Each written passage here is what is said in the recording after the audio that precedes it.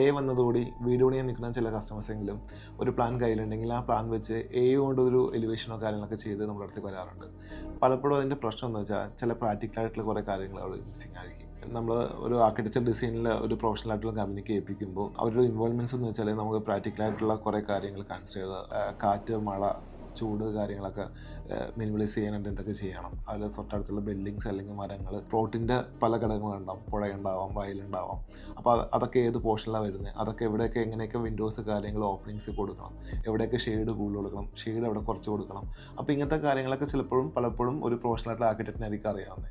അപ്പോൾ ഈ ആർക്കിടെക്റ്റ് ഈ AI വഴി ഉണ്ടായ ഒരു ഇമേജിനെ കണ്ണും പൂട്ടി അത് എക്സിക്യൂട്ട് ചെയ്യാൻ നിൽക്കില്ല. പകരം ഈ പറഞ്ഞ സാധനങ്ങളെ വെച്ചൊരു സ്ട്രക്ചർ ആക്കിയിട്ട് അതിന് നമുക്ക് AI വെച്ച് പല കളർ പാറ്റേൺസിലോ അല്ലെങ്കിൽ പല ഓപ്ഷൻസിലേക്കോ റെൻഡർ ചെയ്ത് എടുക്കുമ്പോഴാണ് അതിന് ഒരു പൂർണ്ണതയിലേക്ക് എത്തുന്നത്. അപ്പോൾ നമുക്ക് AI-നെ ഇങ്ങനെ ഈ രീതിയിൽ യൂസ് ചെയ്യുകയാണെങ്കിൽ നമുക്ക് പ്രാക്ടിക്കലായിട്ടുള്ള നല്ലൊരു ഡിസൈനിങ് കിട്ടും. ആ ഡിസൈനിൽ തന്നെ നമുക്ക് പറ്റുന്ന അല്ലെങ്കിൽ നമുക്ക് ചൂസ് ചെയ്യാൻ പറ്റുന്ന രീതിയിൽ പല ഓപ്ഷൻസും കിട്ടും. ഈ രീതിയിലായിരിക്കണം നമ്മൾ അതിനെ യൂസ് ചെയ്യേണ്ടത്.